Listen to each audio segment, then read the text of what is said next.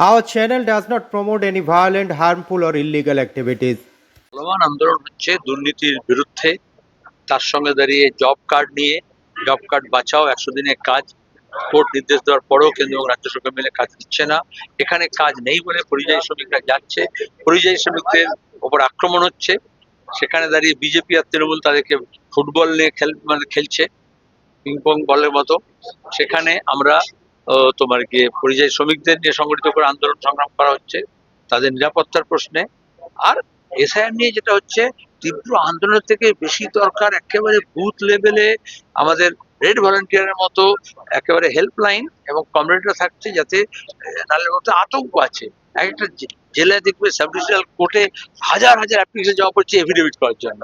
কারণ একটু একজন একটা রিসার্চার হায়দ্রাবাদে দারুণ রিসার্চ করেছে সাউথ ইন্ডিয়ায়, যে কিভাবে নামের একটু বানানের হেরফের হলেই তাদেরকে বাদ দিয়ে দেওয়া হবে, আর নানা রকমের নামের বানান হয়ে যায়।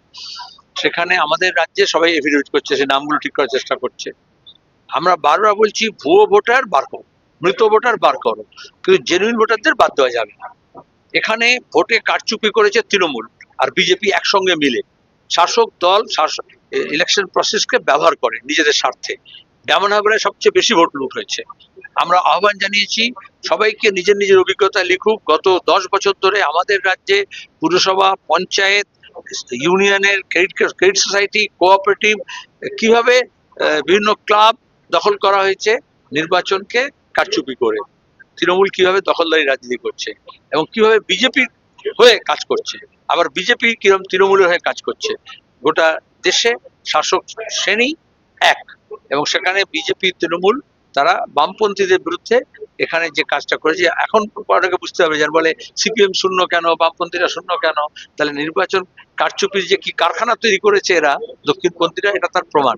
সেজন্য আমরা সেটাকে এক্সপোজ করব, সেই লড়াই আমাদের চলবে। এবং সবচেয়ে বড় সিদ্ধান্ত, এই যে ট্রাম্প 50% যে শুল্ক করেছেন, 25% শুল্ক, তারপরে আবার আরো 25% ফাইন করে, এখানে যারা মানে প্রো আমেরিকান যারা ছিল দালাল, তাদের তো এখন খুব বিপদে পড়েছে। আমাদের দেশের বিদেশ নীতি আমরা বলেছিলাম যেরকম মার্কিনী সঙ্গে ঝোঁকা হবে না স্বাধীনভাবে, এখন সাউথ সাউথ কর্পোরেশনের কথা বলা হচ্ছে। এখন মোদি চীনে যাচ্ছেন। আমরা চাই প্রতিবেশী দেশগুলোর মধ্যে ভালো সম্পর্ক হোক, এটা বলারই এক সময় অন্যায় ছিল।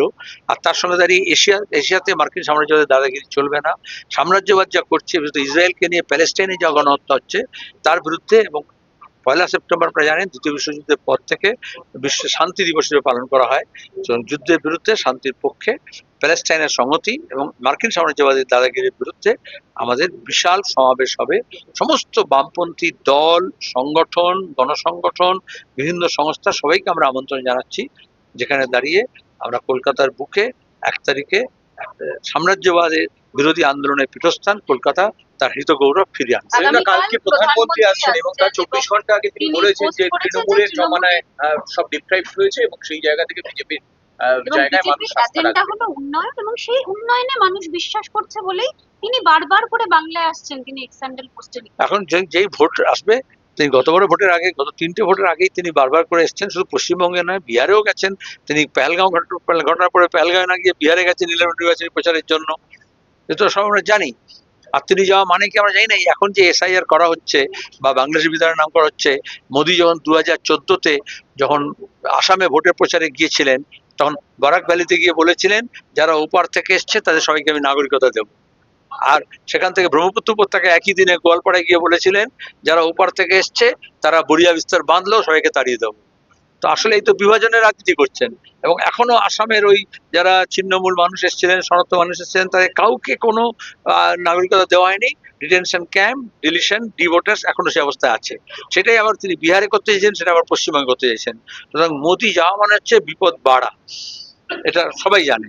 আর উনি আসছেন তার নিজের রাজনৈতিক স্বার্থে, সরকারি কাজের অজুহাতে। যেমন মমতা ব্যানার্জি করেন, সরকারি মিটিংকে ব্যবহার করেন ভোটের প্রচারের জন্য, তার নিজের দলীয় কাজের জন্য। একই কায়দায় দক্ষিণপন্থীরা করে। মোদিও সরকারি খরচায় সরকারি প্লেনে এসে সরকারি প্রকল্পের নাম করে আসলে তিনি রাজনৈতিক সমাবেশ করবেন, বক্তৃতা করবেন। তাতে ভবি ভুলবান নয়। আর তিনি যে উন্নয়নের কথা বলছেন, এটাও মনে রাখো কিসের উন্নয়ন। ইস্ট ওয়েস্ট মেট্রো 2009 সালে প্রণব মুখার্জি, বুদ্ধদেব ভট্টাচার্য, আমরা সবাই ছিলাম, আমি তখন এমপি, তখন অমিতাভ নন্দী এমপি, তখন সুধাংশু শীল এমপি, একমাত্র মমতা ব্যানার্জি ছাড়া এই গোটা যখন কলকাতাতে আশেপাশে সবাই বামপন্থী এমপি ছিল, তখনই এইসব প্রকল্পগুলো ওখানে সই করা হয়েছে, এগুলো আদায় করা হয়েছে, এগুলো ভিত্তিপ্রস্তর স্থাপন হয়েছে। তারপরে মমতা ব্যানার্জির বাধা দীর্ঘদিন এবং কেন্দ্রীয় সরকারের টাকা বরাদ্দে কঞ্জুসি, এবং ওটাকে এখন ভোটের আগে এই যে এয়ারপোর্ট মেট্রো কতদিন ধরে তৈরি হয়েছে বলতো, যারা বাইপাস দিয়ে যাও তারাই জানে, কিন্তু উদ্বোধন হচ্ছে না। এদিকে যানবাহনের অবস্থায় তটস্থ, লোকে বাস পাচ্ছে না, ঘন্টা পর অপেক্ষা করছে। তো মোদি সময় দিচ্ছেন না বলে ইস্ট ওয়েস্ট মেট্রো, এই আন্ডারগ্রাউন্ড যেটা গঙ্গার নিচে যেটা হচ্ছে টানেল, ধর্মতলা থেকে হাওড়া, শিয়ালদা থেকে ধর্মতলা, আর হচ্ছে বাইপাসের মেট্রো, তারপর এয়ারপোর্ট নোয়াপাড়া মেট্রো, এগুলো উদ্বোধন হয়নি। কেন হয়নি? কারণ নির্বাচনী বক্তৃতা করবেন বলে। স্যার, কিছুক্ষণ আগে ডায়মন্ড হারবারের এসপি চেঞ্জ হল, কয়েকজন আইপিএস কে চেঞ্জ করা হয়েছে, তার মধ্যে ডায়মন্ড হারবারের এসপি হচ্ছে।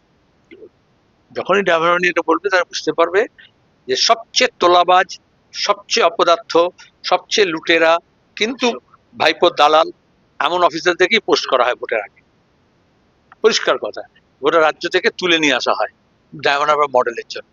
এ নাম না বললেও তার কাম দিয়ে আমি বলে দিতে পারি। নওশাদ সিদ্দিকীর সাথে যে ঘটনা ঘটেছে গতকাল থেকে এবং আজকেও যে ঘটনা ঘটলো, যে ব্যাংক ইয়েতে দেখা গেল, কোর্টে দেখা গেল, একটা ধুন্ধুমার পরিস্থিতি হলো। আপনি বলছেন যে বিরোধী দল কোন রকম প্রতিবাদ করলে ইস্যু তো একই ছিল। উত্তরপ্রদেশ হোক আর পশ্চিমবঙ্গ হোক, মহারাষ্ট্র হোক, বিরোধী দলগুলো কোনো মিছিল, মিটিং, সভা করতে পারবে না। এটা একই ফর্মুলা। যোগী হোক, অমিত শাহ হোক দিল্লিতে, আর এখানে মমতা ব্যানার্জি হোক, একজন বিধায়ক হোক, একমাত্র বিরোধী বিধায়ক, তাকে দাঁড়িয়ে জমায়েত করতে দেওয়া হবে না, বক্তৃতা করতে দেওয়া হবে না, তার আগেই তাকে পুলিশ হেনস্থা করবে, তাকে আহত করেছে, তারপরে জেল দিয়েছে। আজকে যখন কোর্টে নিয়ে যাওয়া হচ্ছে, আমরা আমাদের বামপন্থী মনোভাবাপন্ন যত উকিল আছে তাদেরকে বলেছিলাম আইনি সহায়তা আমরা সাধারণত দিই। আমরা সবসময় বলেছি, অভয়াকাণ্ডের সময় বলেছি, যত আন্দোলন করবে, আক্রমণ করবে ওরা, যত বেশি মানুষ নির্যাতিত হবে, তার পাশে বামপন্থীরা দাঁড়াবে। আমরা দাঁড়িয়েছি। আমরা এটা আমাদের ঘৃণা তোমার গিয়ে উগড়ে দিচ্ছি এই সরকারের প্রতি।